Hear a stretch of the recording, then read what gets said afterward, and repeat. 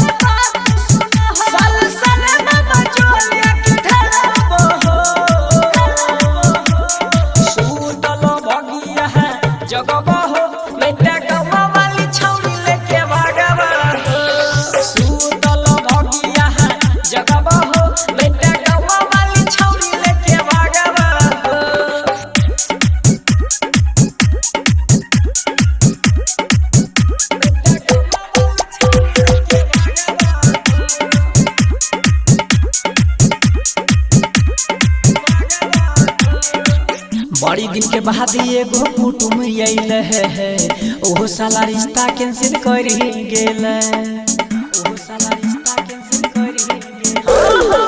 बड़ी दिन के बाद एगो कुटुम आइल है ओहो साला रिश्ता कैंसिल कर गेल। शादी होई त तोरे गुणगान करबहो सुतल भगिया जगबहो बेटा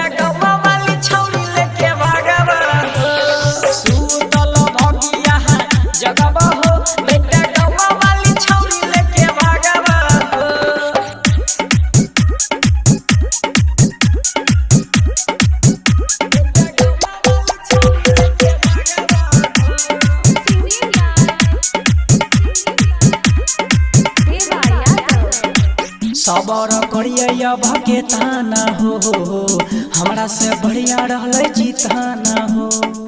हमरा से बढ़िया रहले जीताना हो। सबर करिए अब के ताना हो हमरा से बढ़िया रहले जीताना हो।